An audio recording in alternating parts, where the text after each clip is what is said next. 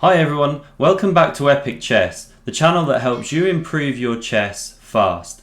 I'm really excited about today's video because this is one of the best thinking techniques that you can put into practice when it comes to playing great positional chess, and really one of the best kept secrets here. I think when people think about positional chess, they think of it as maybe quite complicated, a bit boring perhaps, and I want to really try and demystify positional chess through this channel, because playing great positional chess actually doesn't have to be just for the grandmasters. Even your average player can play a really nice positional game, and using just this one thinking technique will hugely help your game, and that's what I want to cover in this video. And that's why I'm describing it really as one of the best kept secrets in chess, because just this one way of playing will massively change the way you think about positions and help you play more positionally without even thinking about it.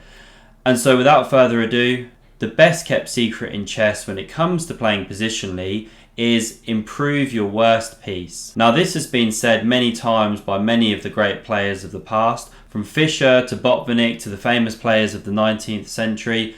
And it's a very simple concept. It's where you look at your pieces on the board, you identify which is the worst placed piece, and then you seek to improve that piece, because you recognize the fact that the more pieces you can bring into the attack, the more likely you are to have a devastating initiative and overrun your opponent. Everyone wants to attack, everyone wants to blow their opponent off the board, but when you bring your pieces to the right squares, you've got more chance of actually being able to do that in the future. So I want to start here and bring this concept to life by looking at a really simple position. So this was a game played between Bariv and Salov, two famous and very strong grandmasters. And in this position, it's Bariv to move. Black has just played the bishop into e4, occupying that strong central square, and it's white to move here. Now there's a couple of decent moves that white can play, and here Bariv just played rook to c1.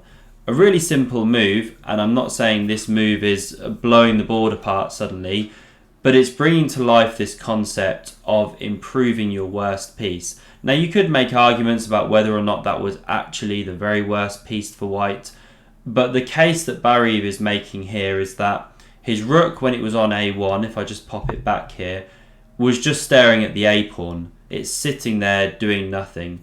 But if we move the rook to c1, that piece has suddenly been improved. It's now looking down this c line, and we can anticipate the fact that the c file is more likely to open in this position, especially when you look at this trio of pawns that white has in the centre, and we can imagine this c pawn pushing forward to try and start undermining this black pawn chain here in the future of the game. So that's why he played rook to c1. Very simple chess. He's a grandmaster. He was looking to improve one of his worst pieces. He wasn't in any great rush in this position, and he appreciates the fact that by improving that piece, he gives himself a better chance of creating a powerful initiative later in the game. So that was a simple example of this concept of improving your worst piece in action. And I now want to switch to this position. This was played between Kovalenko with the white pieces and Bilgun with the black pieces. Again, two very strong players. Now it's white to move here. Black's just played the bishop into b7 developing. We can see that the material on the board is equal at the moment. No one necessarily has an advantage in that respect. White is a tiny bit cramped here because we can see that black has established this strong pawn on d4, which is cramping the white position, and it's well defended by knight, bishop, queen. So it now begs the question, how is white going to generate counterplay here and try and take advantage of some of the black weaknesses which have been left behind by these pawn advances to b5 and d4. So if you want to pause the video here and have a think how you might play in this position, considering the fact that we're trying to run with the concept of improving your worst piece, then please do so and have a look at things. So there's a couple of things that strike me here when I'm looking at this position, thinking about which pieces are the worst. So two of the minor pieces come to mind, the knight on c2 and the bishop on e2. So the knight on c2, the problem with this piece is it doesn't have a lot of jumps. It can't jump into e3, it can't jump to d4, it can jump to b4, And then if the knights were exchanged here, white would be very happy to recapture with the bishop and establish a strong grip on the dark squares. But the problem is, what if black moved away with his knight? Then this knight on b4 would just be a target for a later a5, and then the black knight could come back into the game, the white knight would be scrambling back, and it's not necessarily a coherent plan just to jump straight in with knight b4. So it begs the question, how can we improve this knight in a different manner that will bring it then to a better square where a weakness has been created? So that's one thing to keep in mind, and we can park that idea for a moment. The second thing of note in this position is the bishop on e2. So I've done a video on bad bishops, and to recap there on the definition of a bad bishop is a bishop which is on the same colour squares as its own central pawns. So we can see here that the pawns on d3 and e4 are on light squares, and therefore the light squared bishop is now considered a bad bishop. So in that video I talk about the fact that if you've got a bad bishop, you want to either activate that bishop by bringing it outside of the pawn chain, or you want to look to trade it off for another piece. Those are the two main ways of trying to deal with your bad bishop. So with those ideas in mind, we can see now how Kovalenko plays this position, and it's really, really nice and very instructive. So he starts with the move knight to a1, a really weird looking move to the untrained eye, bringing that knight all the way to the back rank and into the corner where the rook is. But hopefully you can now see the journey which that knight is about to go on. So it's coming back to a1, but it's then coming into b3, where it can then look at jumping into c5, this square which has been weakened by the advance of the b pawn and the d pawn. So black now plays pawn to a5, and we can see here that they're trying to take control of the b4 square and also maybe push b4 themselves to further cramp white and free up their own pieces. In response to this, white now plays knight to b3, continuing on with the plan, eyeing up this c5 square. We have queen to b6, trying to add some support to that square, developing the queen as well, connecting the rooks, and now knight to c5, continuing on, jumping in with the plan. And we can see how the position has transformed in just 3 moves really. So with this knight journey here, suddenly this knight on c5 is a monster. It can't be dislodged by the black squared bishop because that's quite some way away. It would take quite a while to try and trade that one off. And equally, it's not so easy for these knights to start manoeuvring round and challenging this white knight. So a really nice knight has now been established, and one of the worst pieces has been improved. So we'll just run on a couple of more moves. We have rook f to d8, logical, supporting the d pawn, potentially making way in the future for this bishop to jump back to f8 and challenge that strong knight, after the e7 knight moves, that is. And this is a very important concept as well. When you're playing positionally, visualize a position you want to get to, even if you can't yet reach it on the board. When you visualize where you want your pieces to be, it then helps you start to form positional plans, and you can weigh up whether they're good plans or bad plans. So we've just had rook f to d8. We now have queen to h4 from Kovalenko, a really nice developing move with the queen, bringing it into this danger zone around the king, eyeing up these dark squares, and we can also see how this could be dangerous in conjunction with a knight to g5 move. We have bishop to c8 from black, looking to reroute that bishop, potentially thinking about e5 at a later point, and then covering this f5 square with the bishop. And now we have the second part of Kovalenko's improvement plan. What was the other worst piece in his position? The bishop on e2, of course. So now he starts a really lovely maneuver, bishop to d1. And I've seen this in a number of Grandmaster games where they recognise the fact that if they have a bad piece, even if it takes some moves to improve it, it's worth it in the long run, especially if you have the time to do so. Obviously, if you're being blown away on one side of the board by your opponent or something like that, then you need to move quickly to react to that threat and create counterplay. But if you do have a position where you have the opportunity to improve your worst piece or pieces, then taking that time to do so is a very powerful thing, as we'll see in this game. So after bishop to d1, we have a4, stopping the bishop from coming to b3, where it can hit this lovely diagonal. And again, this is instructive. Once you start to understand positional chess, you start to understand the reason for moves like bishop d1, pawn to a4. You know, if you're looking at this from afar as a new person's chess, why would you go and put your bishop on the back rank here? But when you understand it's just staring at its pawn and it's seeking to improve, then it starts to make sense.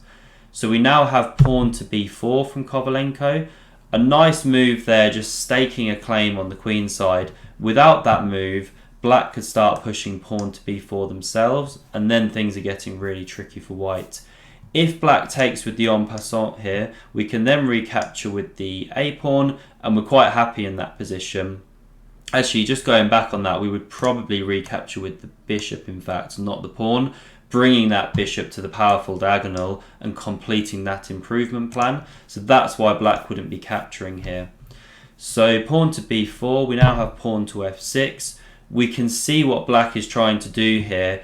White is establishing a strong grip on the queen side, and so black is seeking to generate some play coming through the centre of the board here with one of these pawn breaks. It also covers this g5 square now to try and prevent this knight hopping in and creating dangerous threats. So we have pawn to a3, bolstering that b4 pawn. Now rook to f8. Okay, so bringing the rook back across to the f file. And, you know, this really is a sign of a player without a plan here, shuffling the rooks back and forth, and it now gives white a free hand to just start improving his pieces. So Kovalenko now continues on just improving his bad bishop, and it's a lovely maneuver which we'll see in action here. So bishop to c2, bringing that bishop around.